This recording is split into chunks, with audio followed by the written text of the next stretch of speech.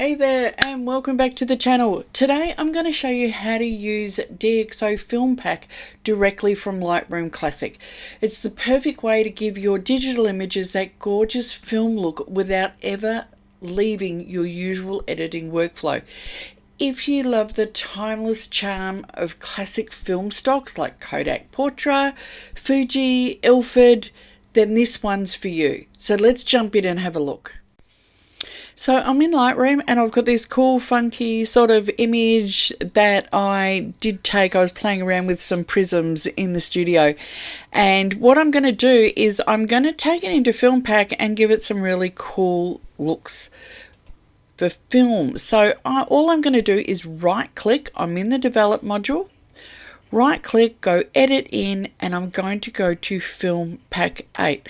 Now I've already given this a little bit of edit in Lightroom, so what I'm going to do is I'm going to edit a copy with Lightroom adjustments, and I want to take those adjustments into FilmPack 8. So it has automatically opened up that file into FilmPack, and I've got a whole heap of favorites. You can go on a time warp. There's some really cool things that you can do with the time warp and ageify. However, I have put another video together on how to use all those different sort of looks. What I want to do is actually edit this particular image. So what I'm going to do is I want to go into black and white. So I'm going to go into silent movie because I really do kind of like that one. And it gives me just a little bit of info about that preset. Now what I want to do is I want to continue to customize. So I'm going to hit customize, and I'm going to go through and have a look. Now I want to change this out to, I might try Kodak T-Max 400, and that's added a little bit of grain in there. I can of course add in more grain by switching it over to a different film type. You can play around with the intensity of the film rendering and also the grain. So there's some stuff you can do in there. I could also go in and do some split toning, but I don't want to play with that just at the moment. I'm not going to do any of the edits through there. What I want to do is I'm going to come in and I want to apply a texture.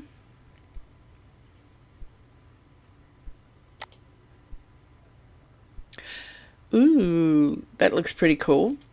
And I want to have a little play with some light leaks as well. Let's see what this one does. No. Oops.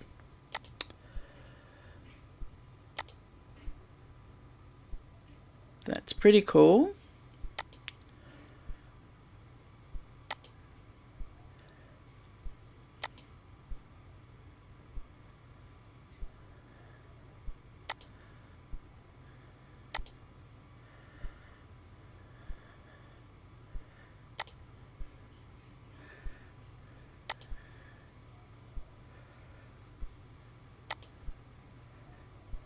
Yeah, I like that. That's fire zoom. And you can randomize, so you can just get FilmPack to pick something. You can change that around. So if you want to have the light leak somewhere else, actually liked it there, I think. Yeah, there. So I can add more film effects. I can play with the creative vignetting. So there's a little bit of a vignette there.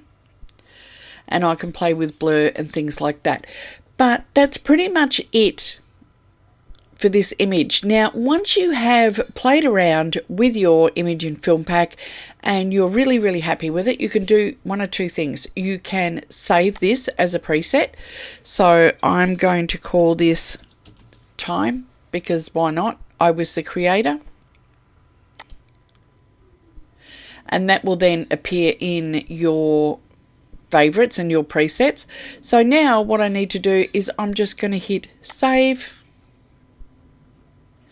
That will save the image and open it back up into Lightroom, but as a TIFF. So I've still got my original image, which is what I took into FilmPack, and then I've also got this TIFF file here as well, and I can continue to keep editing on that as well.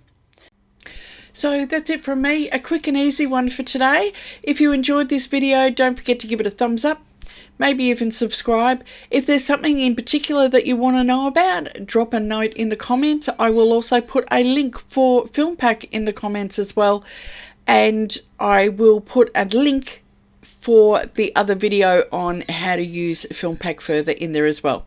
So that's it for today. Bye.